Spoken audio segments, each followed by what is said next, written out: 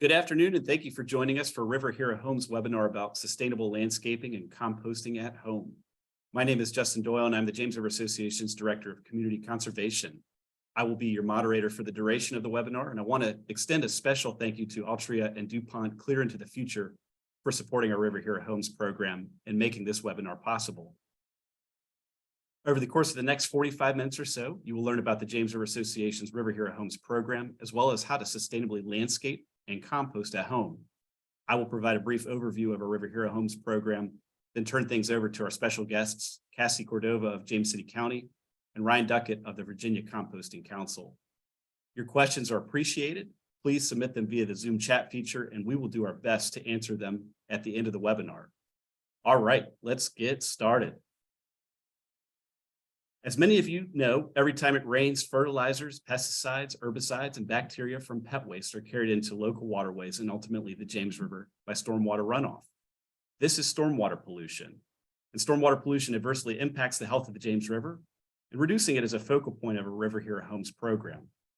Members of our River Hero Homes program make up a community of stewards that realize the first step to a healthier James starts at home. The program empowers residents of our 10,000 square mile watershed to contribute to a healthy James River by implementing river-friendly conservation practices at home. In short, River Hero Homes is a solution to stormwater pollution. Just want to give a shout out to our friends at RVH2O for this wonderful graphic that illustrates stormwater runoff and stormwater pollution. Rainwater that falls on impervious surfaces such as roofs, sidewalks, driveways, and streets becomes stormwater runoff, and it can carry pollutants into our waterways. Those pollutants include pet waste, leaves, fertilizers, motor oil, detergents, trash, really anything in the path of stormwater runoff can become stormwater pollution and adversely impact the health of the James. River Hero Homes members take a pledge to commit to a minimum of 3 of 5 river-friendly conservation practices. The 5 practices are picking up pet waste to prevent bacteria pollution, using regionally native plants and removing invasive plants in gardens and landscapes, reducing or eliminating herbicide and pesticide use, reducing or eliminating fertilizer use, and reducing household water use, and also installing a rainwater harvesting system, such as a rain barrel. With that, I'm going to turn things over to Cassie Cordova to talk about sustainable landscaping at home. Cassie is the Environmental Sustainability Coordinator for James City County.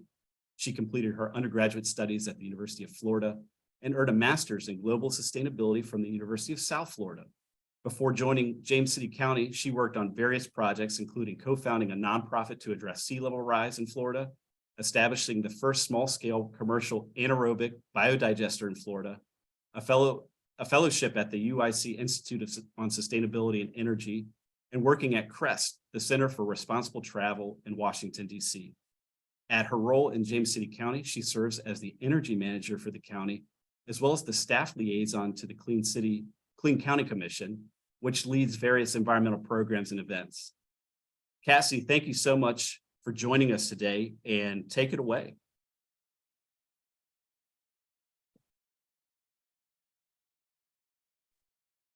Thank you, Justin. Now, hopefully I can get this share screen to work.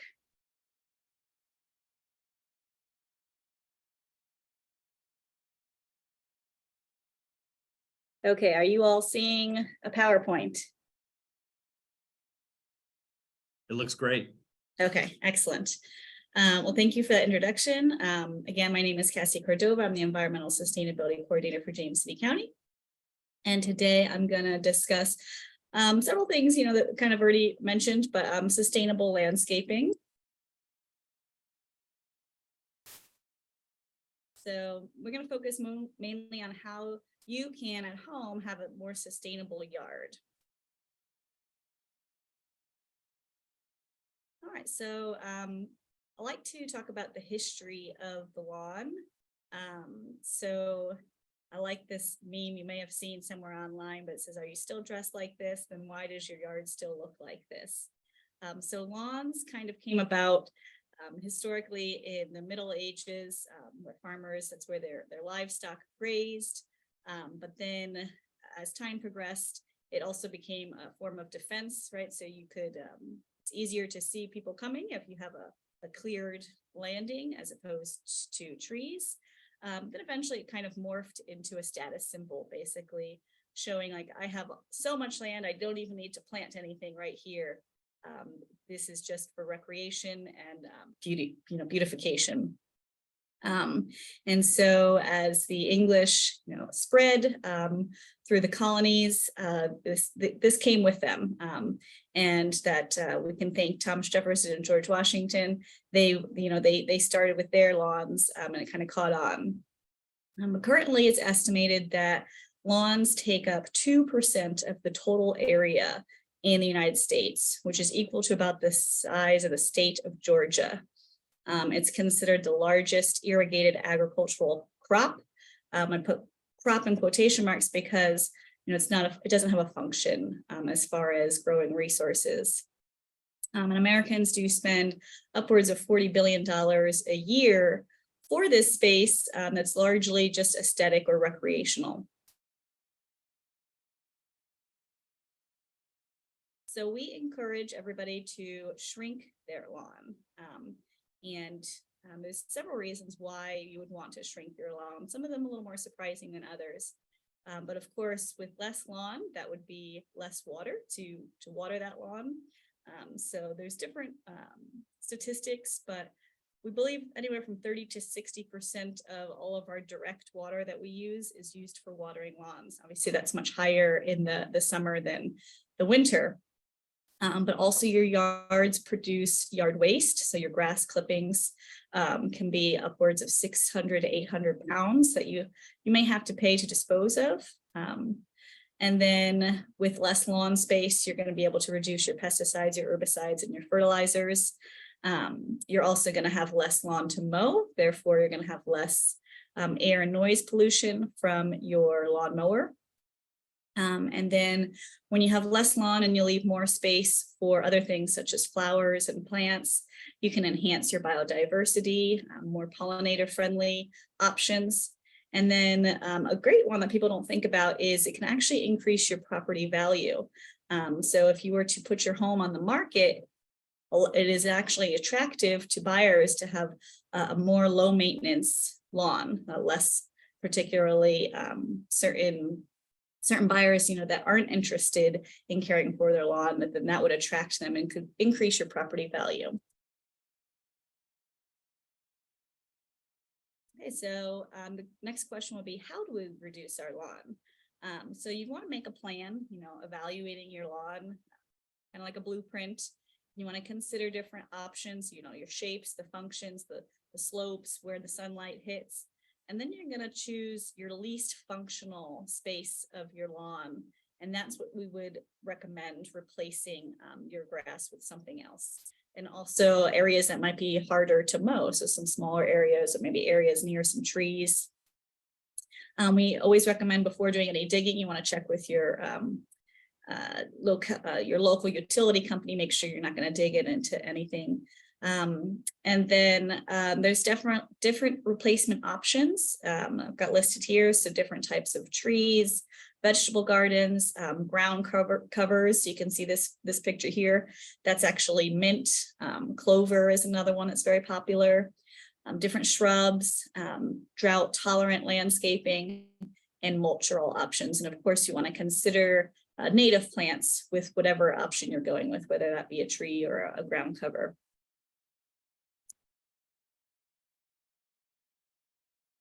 So here in Virginia, we are in what's considered the transition zone. So it's actually makes it a little difficult to choose what type of grass, if you're going to continue to have grass, which one you would like to use. So we have cold winters and hot, dry summers. So you have two options when it comes with grass. You have cool season grass and warm season grass. So there's going to be some benefits and drawbacks depending on which one you choose, because like I said, we're in a transition zone. So if you go with a cool season grass, particularly if you have a shady yard, it should be seeded in the late summer and then fertilized in the fall if needed, which we'll talk about in a minute. And then warm season grasses, you would want if you have more sun in your yard. And there's a couple examples on the screen of what types of grass you can use. And you would seed those in early spring and fertilize in the spring, again, if needed.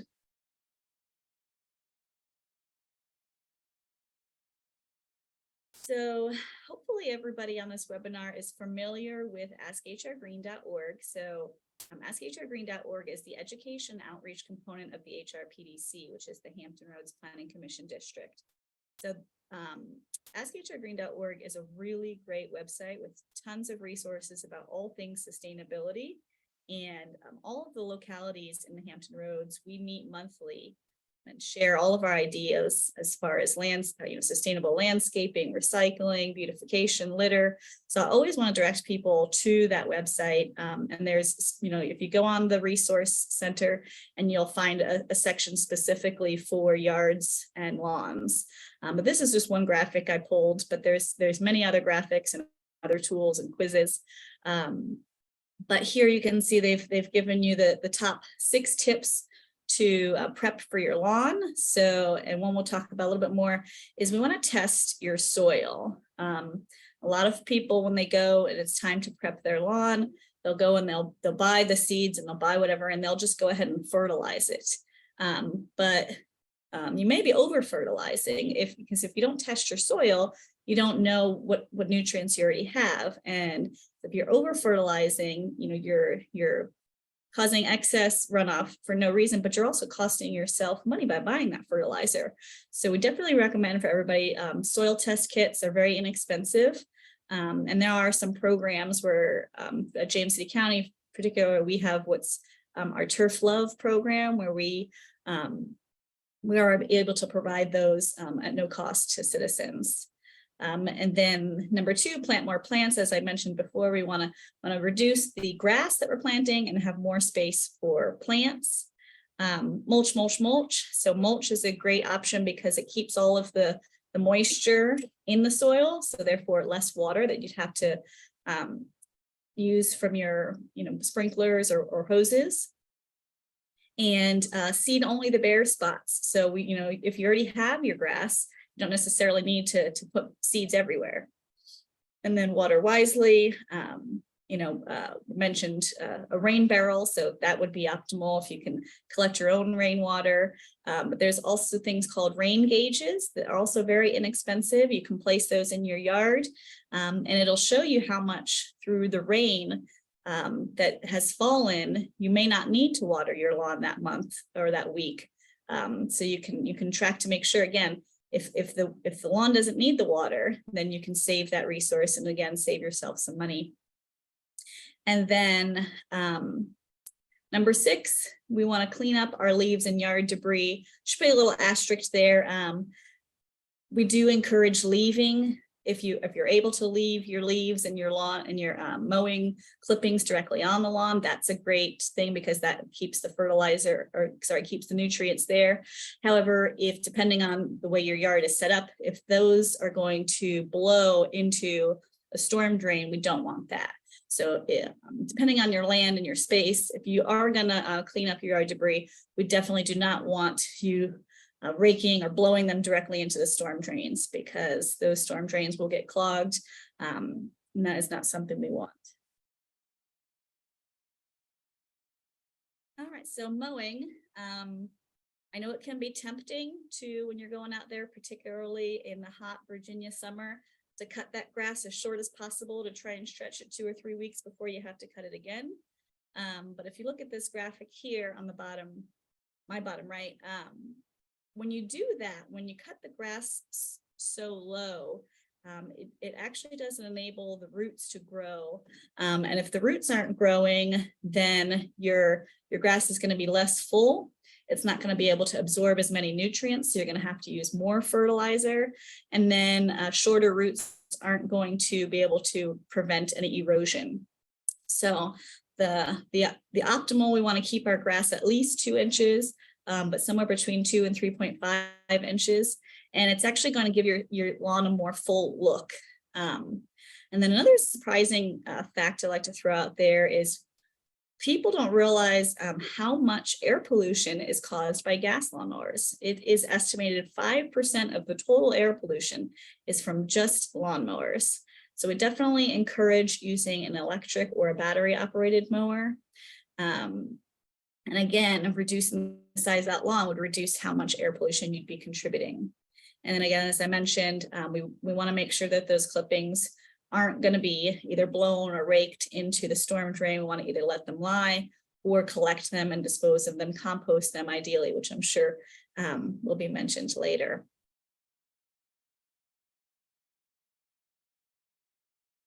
So when it comes to watering, there's a couple of options for watering more sustainably.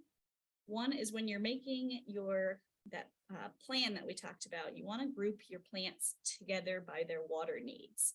So you want to plant the plants that need less water all together, the ones that need medium amount of water together, the ones that need more water together. And that way you can control how much water you need to apply to different areas in your lawn. And as I've mentioned already, we want to mulch. Again, when you apply mulch to those beds, that's going to retain all that moisture into your soil. It's also going to prevent erosion and stabilize your soil temperature.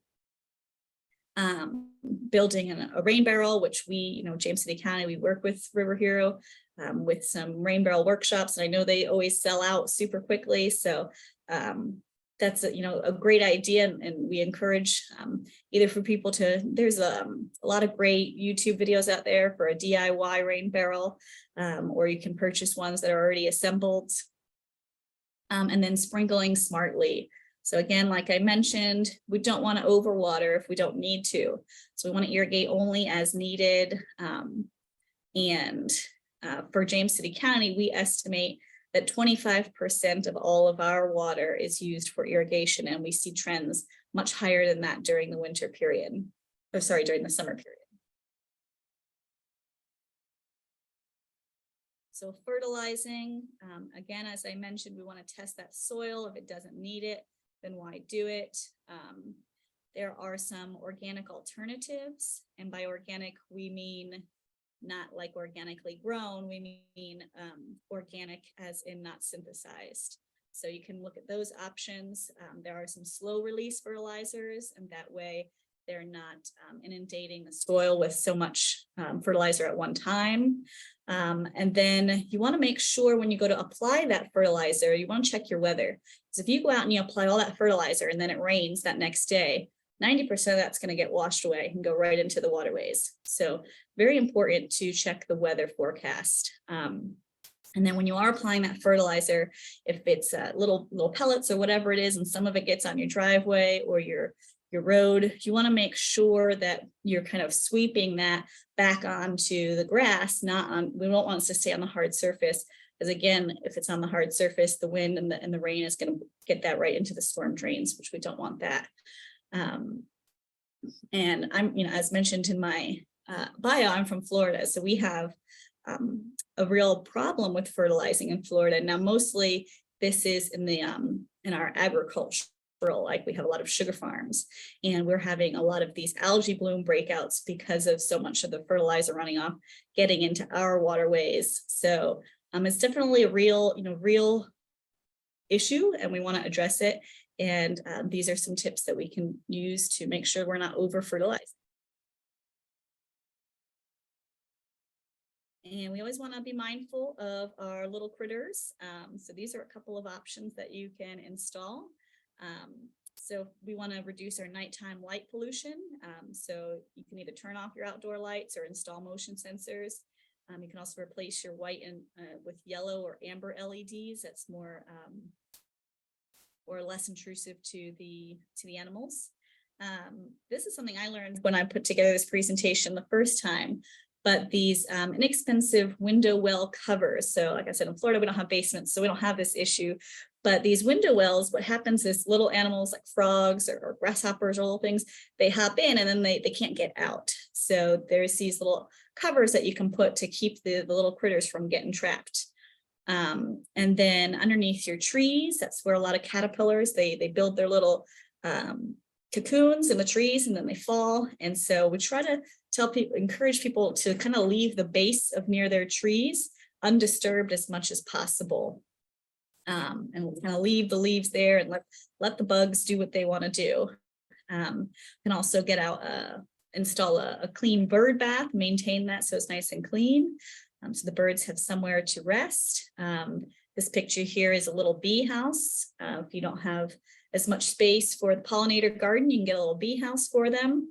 And probably the least popular tip that I like to give to people is to avoid their leaf blowers as much as possible, for several reasons. The first being, again, the greenhouse gas emissions from the leaf blowers, the noise and light, the noise pollution that comes from them, but also they are extremely disturbing to the little critters and everything that's in those leaves. When you blow them, it's very disruptive to the little ecosystems inside.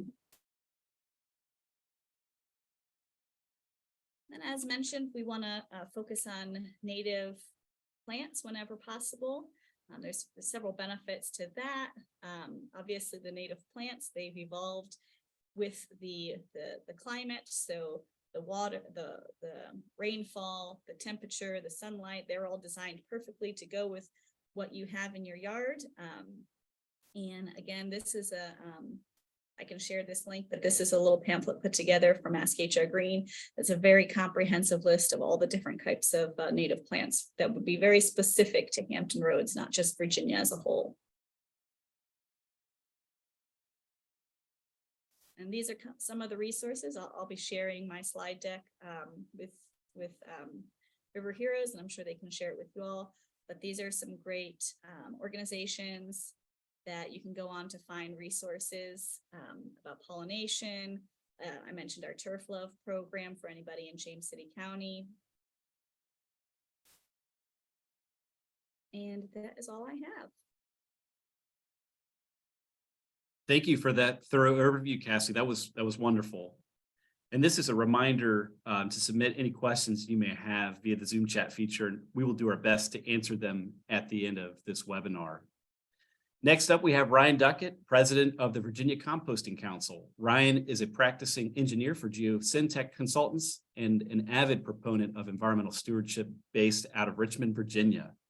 His professional expertise includes environmental design and compliance, environmental science and sustainability, specifically in the sub-practices of sustainable materials management and composting.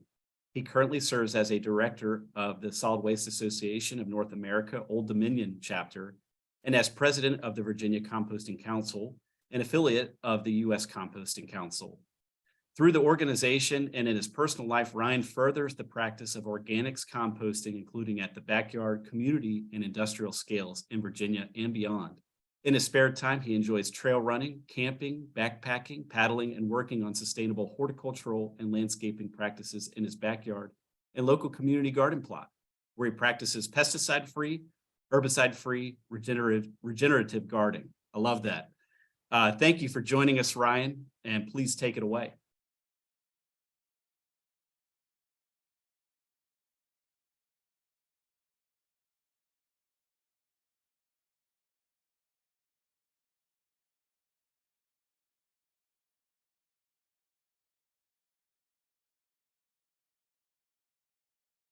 Hey, Ryan, you're on mute. I'm sorry.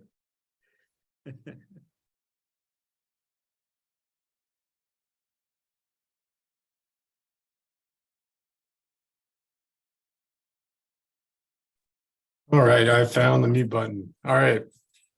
Thanks again for everybody allowing us to come and talk about composting again. As you all know, there's a lot of synergies with sustainable landscaping and composting, as Cassie got into, and I'm excited to share some of those. Can everybody see just the presentation slides? We right. Actually see. I think you're in presenter mode. I think you need to. There we go. Yep. Looks good. So a quick word about Virginia Composting Council. We're a nonprofit that spreads the advocacy and education and outreach of composting and composting practices in the Commonwealth. We're small, kind of based out of Richmond, but we're excited to do this sort of work and raise awareness of the beneficial practice of composting. So a quick overview of what I'll be getting into today. Why compost? Why would somebody want to compost? Or why should they? How do they do it? Composting at home and using your compost at home. All right, so why should one compost? Well, here are two of the big benefits.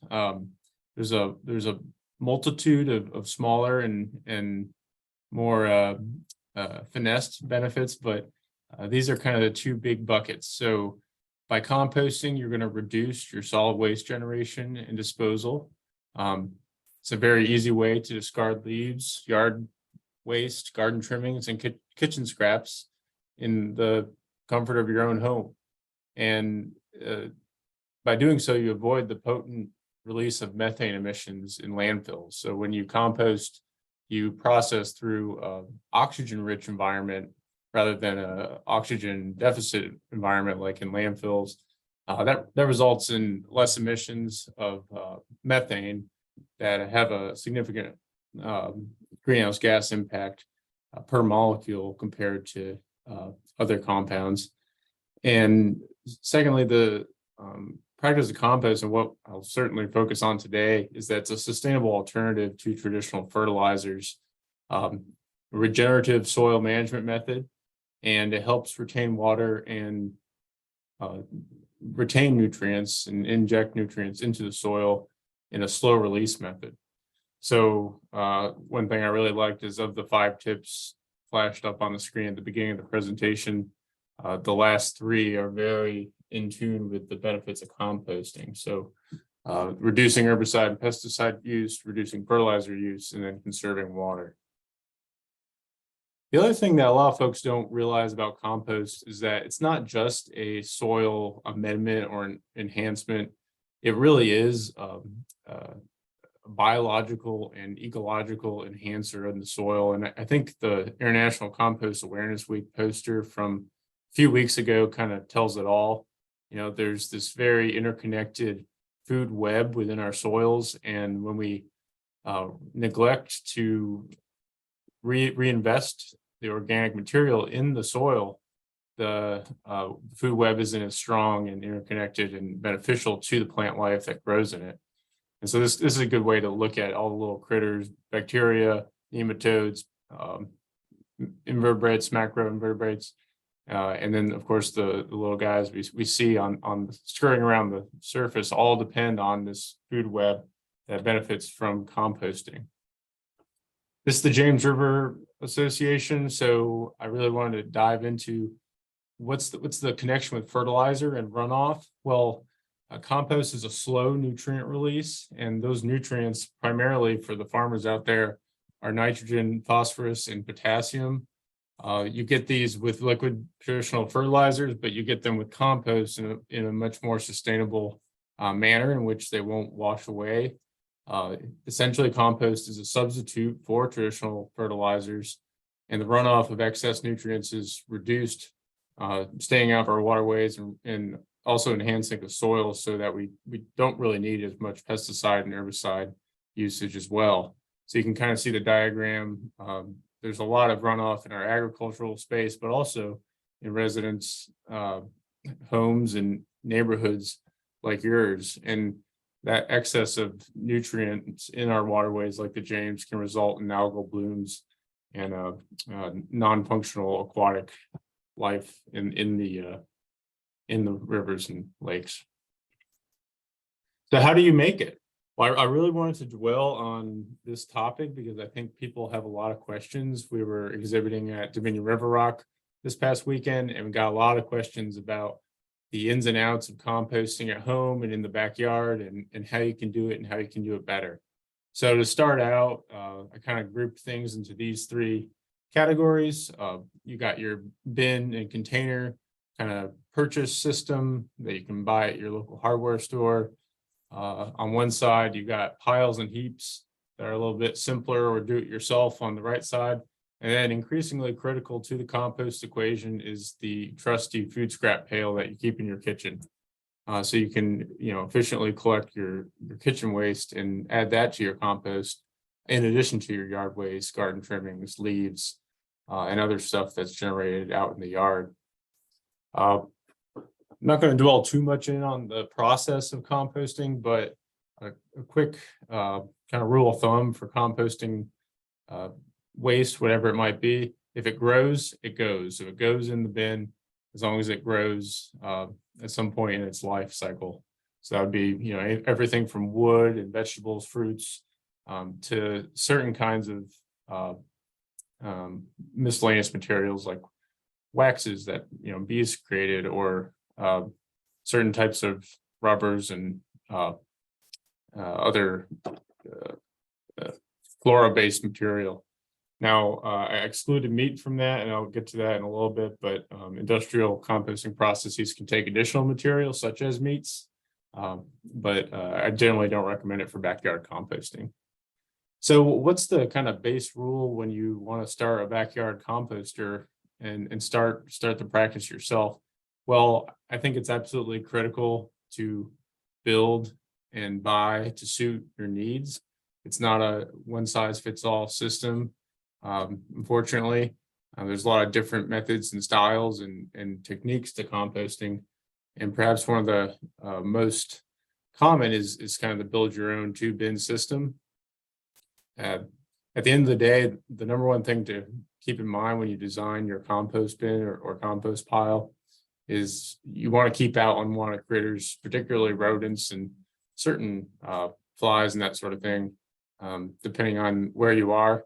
I recommend starting with some kind of construction or design plan from online, and really making sure the system's either covered in a mesh netting like hardware, cloth, or poultry netting, and keeping out those pests, or designed from the get-go for purchase to keep them out. And you can compost in an area as dense as the middle of our various cities along the James. There's no reason not to do it in a row house backyard like my system is set up for.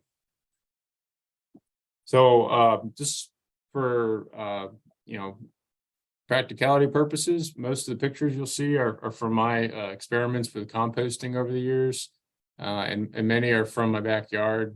So I've got a lot of hands-on experience doing this and learned kind of through trials and tribulations what works and what doesn't. The tumbler system, I think, is a really viable one if you're interested in purchasing one. And the one thing I'd recommend with that is to have 2 compartments so that you can add to one compartment while the other fills up, while the other finishes composting, and then switch over every several months. You can do your do-it-yourself bin and just turn kind of from with a shovel, or they sell turning augers for these sorts of bins. You can put that pretty much anywhere if you have room in your yard. And then there's the direct to garden kind of what I call plastic cones that are also sold. They kind of have trap doors in the bottom where you feed stuff into the top, mix it from the top, and over time at the bottom you can shovel it out directly into your garden beds or pots. So a couple of these other ones are a little bit experimental by me, but turns out you can compost leaves and grasses on a tarp in your alley. And I do shred my leaves. I do use a leaf blower to retrieve them, and a lot of that's because they will go into the stormwater gutter if I don't do that. So I make beneficial use of these leaves and try to use them as the browns or carbon-based component in the compost. And on the subject of leaves, it really is a simple material to compost. You can just pile them up and they'll do their thing. And the other big area within composting I wanted to touch on is worm composting. But I won't get too much into that, but I will say they are kind of the key to a lot of compost systems. So the one on the left is what I currently use in my urban environment home with just my wife and I. It's a 2-bin Home Depot special, and it's got the 2 compartments. It used to be up on a stand, as you can see here, but it eventually kind of collapsed down to the ground. I took the stand out and now I just roll it on the ground. It's gotten over 10 years of use, so it's past its life cycle, but it's really done a lot of good. And I found that keeping your compost close to the ground actually does a good job of letting worms crawl in from the soil into your compost and then crawl out when they want to leave. It actually has led to a lot of worms in the backyard and a lot of breakdown as a result within the compost. The other critical thing to have when you have a compost system is some source of those browns. I use those shredded leaves and I have a dedicated leaf bin. And that's worked out really well in order to provide the carbon source in addition to the more nitrogen source that is common in your food scraps and your trash clippings and in anything green, really. Another easy system is two-bin worm garden bed system. If you have relatively small amount of generation of waste, this will suit you just fine, and you can actually do double duty with a garden bed. They sell these for home and commercial use, and it's something that you can start at your office if you're interested in diverting food waste out of the landfill. Just don't let your compost set up a neglected plastic cone. There's a lot of neglected compost bins out there. I know it because so far I've gotten 3 free compost bins that people were throwing out after presumably years of misuse. And the key is to stay educated and to ask questions and to just keep persisting and trying different things until you find what works for you. So here's some key tips. When you're actually composting, balance your browns with your greens by volume. So have an equal amount of space of both when you add it to the compost pile. Ideally, you want around 2-to-1 ratio of browns, but you can get by with 1-to-1. But I know of a lot of folks that just use pure green or food waste and it ends up being kind of a mess.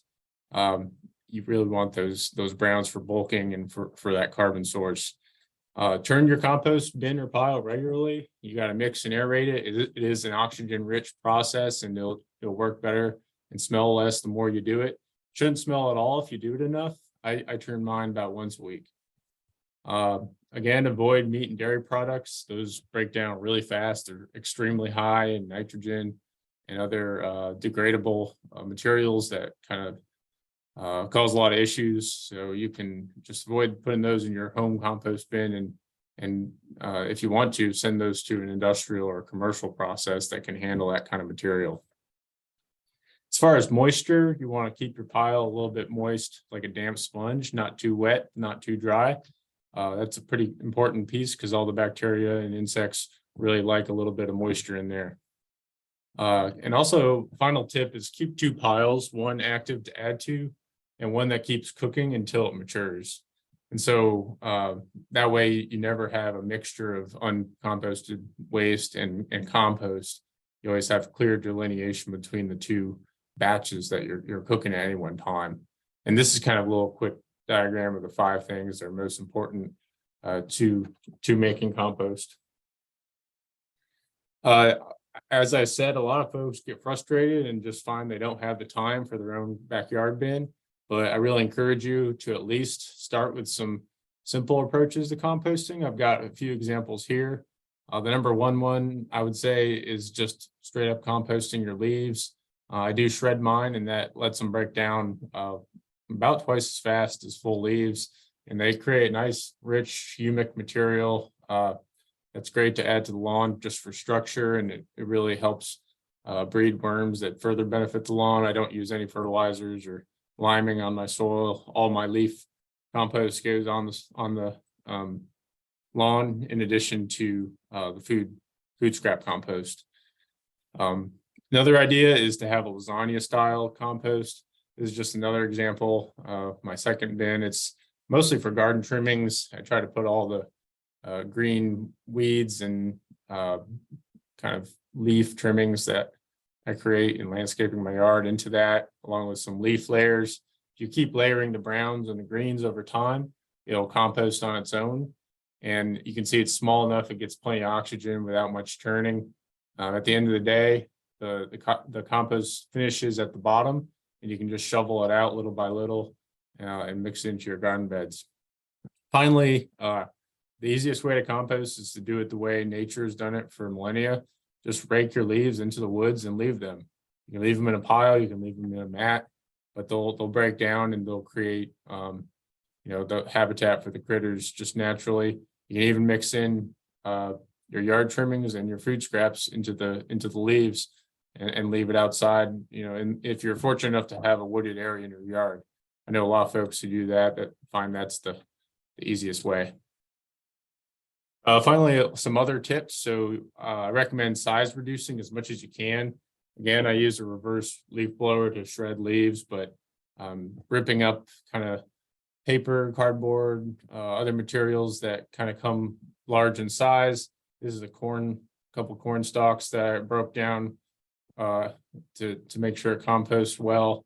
That's pretty critical to the process because it really increases the surface area, so there's more moisture, more opportunities for the bacteria to get at the stuff it's trying to break down, and more room for oxygen to come in and help further that aerobic degradation process. There's a few things that can contaminate your compost, and that includes things like, again, meat and dairy, big pits and big shells. Peanut shells don't really do a great job breaking down in a backyard system. Anything inorganic, and then large batches of certain foods, like say you have a lemonade stand and you have 200 lemon rinds. You don't want to dump all that in your compost because big loads of the same kind of harsh or acidic foods, they can ruin the whole thing and kill off all those good bacteria in that ecosystem of life that's present in compost and subsequently in soil. Finally, watch out for things like stickers. There's always labels on packing boxes nowadays, and then the plastic stickers on fruit, they do not degrade. So lastly, I just have two examples of ways to use your compost once you created it. This is specifically backyard compost, which generally is more of a worm compost because it's hard to get the really hot temperatures needed to inactivate seeds and truly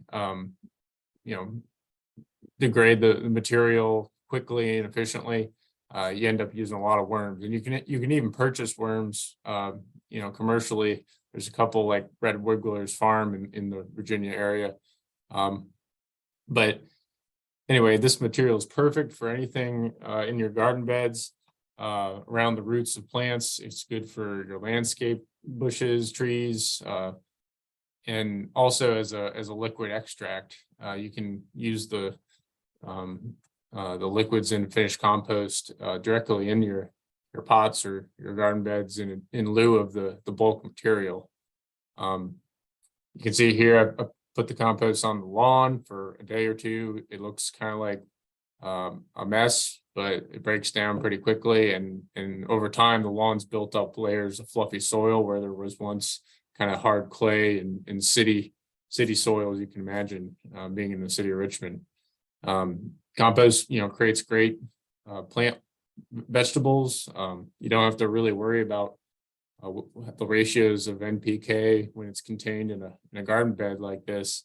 You're probably going to have enough with compost and slow enough release that over time, if you just keep adding compost, it'll do its thing and it'll all work out. That's been my experience, at least. You can also make soils yourself by blending your compost with sand. If you don't really have the time for that, you can always just mix or till your compost into the soil. It's good to get it as deep as you can, because the more soil, the more compost you put in the soil up to a point, the more it's going to help drain that soil and help retain water as well. So you want to find that perfect medium where it's not draining too fast and it's not hard pan where the water is running off into our stormwater systems. So on that note, the other way, besides from a fertilizer replacement perspective to use compost, it's to improve soil structure and retention. So you want to use it in any physically poor or structurally unsound soils. Things like this tough compacted clay, it's really good to create topsoil with. Anything overly sandy, so overly sandy soil will drain water too quickly and will have a really low organic content generally. compost can get that back up to horticultural quality.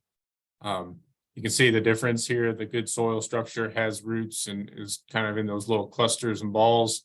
The poor soil structure is more in a cake or flat in layers by the rain time after time. It hasn't had a good drainage pattern historically.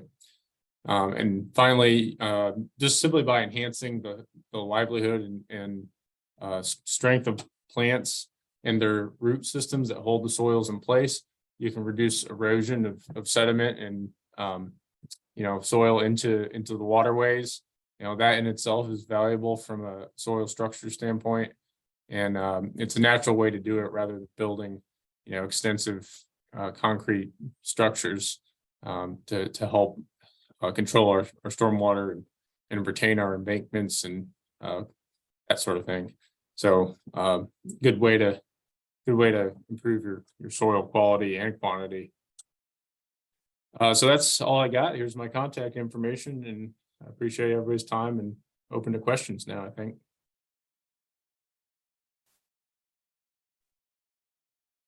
Thank you so much, Ryan. Yeah, like Ryan said, it's time for questions and answers. And this is a reminder that if you have any questions, feel free to submit them via the Zoom chat feature. And I know that we've already received some questions, so I'll go ahead and jump right in. Question from Maddie. Are there recommendations for locations in Richmond, in the Richmond area where we can purchase native plants? Maddie, great question. There are a number of plant providers, native plant providers in the Richmond region and across the watershed. Places like Sneed's Nursery, Sandy's Plants, Colesville Nursery, Cross Creek Nursery, they're going to have some native plants. If you're interested in local ecotypes, which are plants that are started from seed harvested locally, I recommend Reedy Creek Environmental and Molten Hot Natives. They're both based here in Richmond. And Ryan, I know you're based here in Richmond as well. Do you have any native plant recommendations? Yeah, there's edible landscaping out in Charlottesville that has a lot of things, fruits and vegetables and edible trees and that sort of thing. It's a pretty good one as well. Very sustainable operation. How about you, Cassie? How about down your way? Where are some good sources for native plants in the Hampton Roads region? We have Ulster American. They're really great. And then we have, there's another one. We have 2 or 3 Coleman's nursery. So, and then I think there may be one other, but we do have our Virginia Master Naturalists. They have a plant sale every year. I think just happened a couple weeks ago. So there's definitely a variety of options. Great. Ryan, the next question is for you. It's just some clarification around adding lemon rinds to compost. What do you recommend there? So I freely add any and all citrus rinds to my compost and haven't had any issues.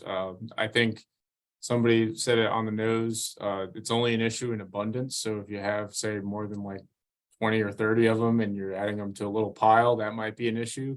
But in general, if you just have, a handful or so, it's totally okay, whether it's orange, lemon, lime. It's a great stuff to add to the compost in my experience. Great. I think the next question is for you as well. Is newspaper okay for compost bins?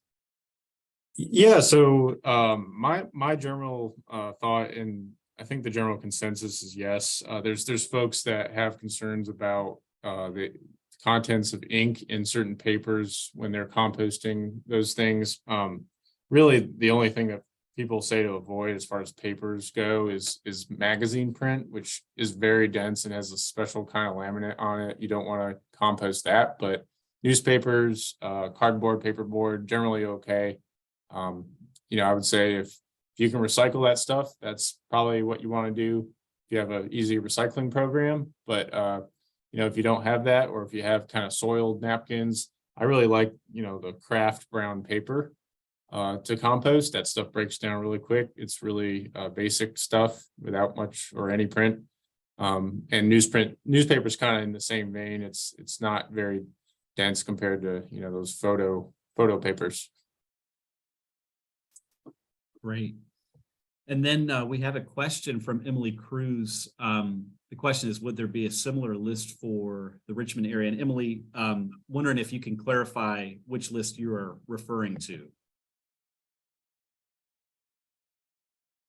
If you're still with us.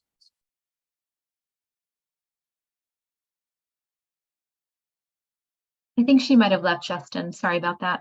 Okay, thank you, Aaron. Well, it looks like that's all for the questions.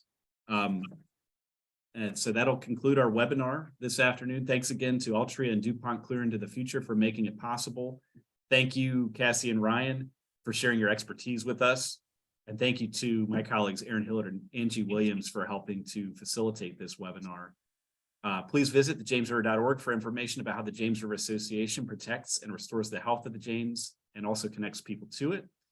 And if you are interested in a River Hero Homes program or know somebody who may be interested, please visit or refer them to jamesriverhero.org. Thank you for joining us and have a good afternoon. Thank you.